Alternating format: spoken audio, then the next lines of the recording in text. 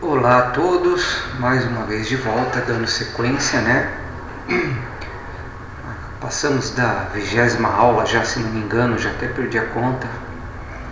Vamos falar um pouquinho agora de Jesus, né? Sua vida na Terra. Então vamos lá. O nascimento e a infância de Jesus, como se deu, né? Gabriel fez uma visita pessoal a Urântia. E pelo resultado do seu estudo nos grupos humanos daquela época, né, e da sua pesquisa de características espirituais, intelectuais, raciais e geográficas do mundo e de seus povos, ele decidiu que os hebreus possuíam as vantagens como raça para a realização da auto-outorga, ou seja, levou em consideração várias questões, né?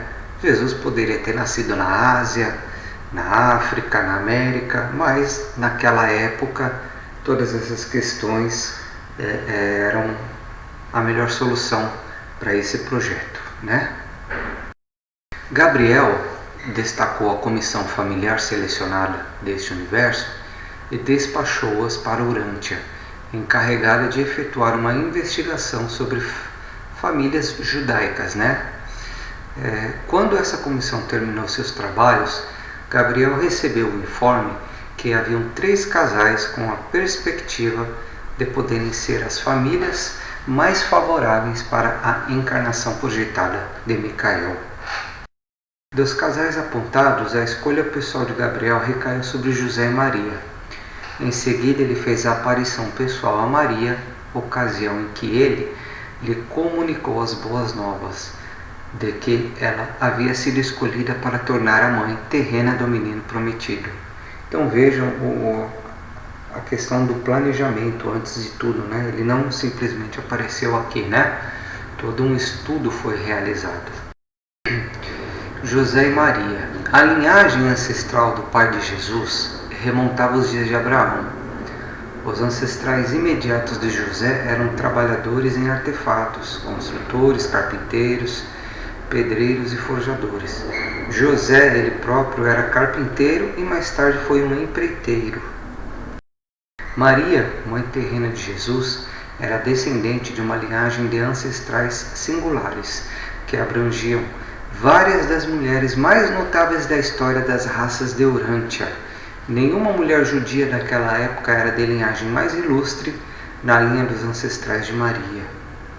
Isso pouca gente sabe, tá vendo?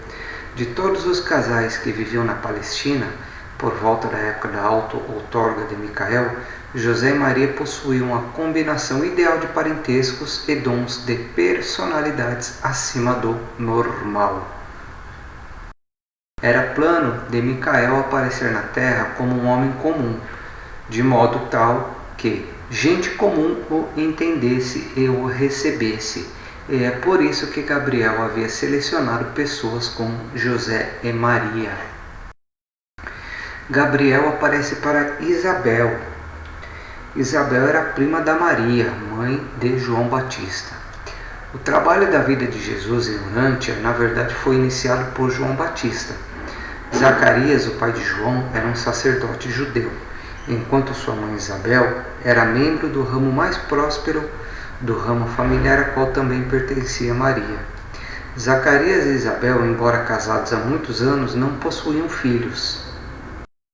Era já o final do mês de junho do ano 8 a.C., cerca de 3 meses após o casamento de José e Maria, quando Gabriel certo dia apareceu para Isabel.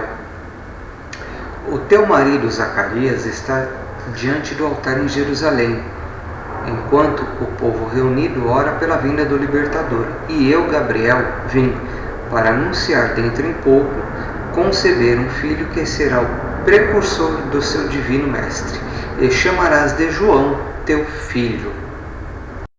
Ele crescerá dedicando ao Senhor seu Deus, e quando atingir a maturidade, ele alegrará ao teu coração, porque conduzirá muitas almas para Deus, e também proclamará a vinda do curador de almas do vosso povo, e o libertador do espírito de toda a humanidade.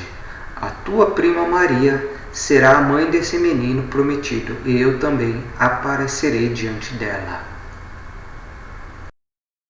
Essa visão amedrontou grandemente Isabel. Ela ponderou as palavras do majestoso visitante, mas não falou da revelação a ninguém.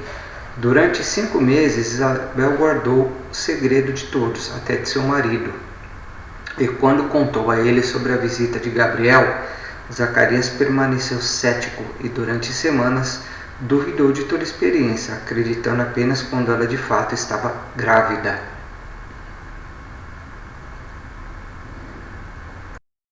Zacarias ficou muito perplexo com a maternidade próxima de Isabel, mas não duvidou da integridade de sua esposa. E apenas 6 semanas antes do nascimento de João é que Zacarias, em consequência de um sonho impressionante, tornou-se plenamente convencido de que Isabel estava para tornar-se mãe de um filho do destino, aquele que iria preparar o caminho para a vinda do Messias.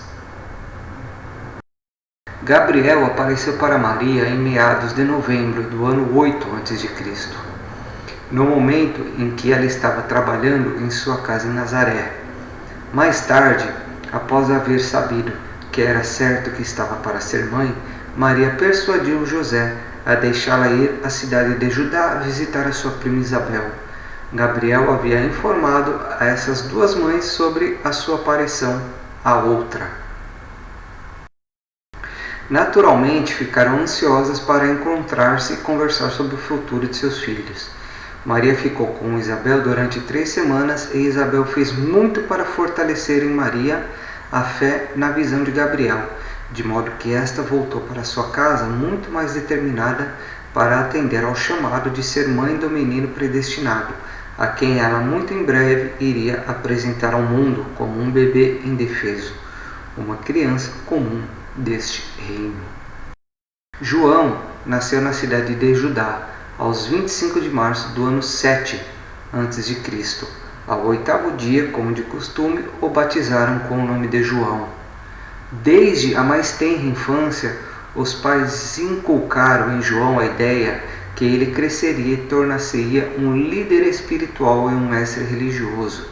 Ainda quando criança, encontravam-no frequentemente no templo durante os ofícios de seu pai, e João ficava muito impressionado com o significado de tudo que via. O anúncio de Gabriel feito a Maria. Uma tarde, por volta do cair do sol, antes que José tivesse retornado ao lar, Gabriel apareceu a Maria, ao lado de uma mesa baixa de pedra, e após ela haver se recomposto, ele disse: Venho a pedido daquele que é o meu mestre, a quem tu irás amar e nutrir. A ti, Maria, trago alegres novas e anuncio que a concepção em ti foi ordenada pelo céu, e que no tempo devido tu tornarás mãe de um filho. Tu o chamarás de Jóshua, e ele irá inaugurar o reino do céu na terra entre os homens. E não duvides tu de minha palavra, Maria, pois este lar foi escolhido como a residência mortal do menino predestinado. A minha bênção recai sobre ti, e os poderes do Altíssimo irão fortalecer-te, e o Senhor de toda a terra acobertar-te-á na sua sombra. Maria ponderou sobre essa visitação, secretamente em seu coração durante várias semanas, antes de ousar-se abrir-se com seu marido a respeito desse acontecimento inusitado. José ficou muito perturbado e não pôde dormir por várias noites. A princípio, José tinha dúvidas sobre a visita de Gabriel. O sonho de José. José não se conformou com a ideia de que Maria estivesse para se tornar mãe de uma criança extraordinária, até que teve a esperança de um sonho de forte impressão. Nesse sonho, um mensageiro de brilho celestial apareceu a ele e disse: José, apareço sob o comando daquele que agora reina nas alturas, e tenho o mandato de instruí-lo e a respeitá-lo, do filho que Maria irá gerar, e que se tornará uma grande luz para o mundo. Nele estará a vida, e a sua vida tornar-se-á a luz da humanidade. Depois dessa experiência, José deixou totalmente de duvidar da história de Maria sobre a visita de Gabriel e sobre a promessa de que a criança que estava para nascer tornar-se-ia um mensageiro para o mundo. Em todas essas visitações, nada foi dito sobre a casa de Davi. Nada jamais deixou transparecer que Jesus tornar-se-ia o libertador dos judeus, nem mesmo que seria o Messias há muito esperado. Jesus não era um Messias, tal como os judeus haviam antecipado, mas era o libertador do mundo. A sua missão não se dirigia apenas a um povo, mas a toda a raça e povos. Então vejam, esse foi o planejamento, né, sobre as questões do nascimento de Jesus, né, o porquê foi escolhido aquela localidade naquela época, né, e porquê foi escolhido José e Maria. Todo um estudo e um planejamento foi realizado. Nada foi obra do acaso. Um abraço, até a próxima aula.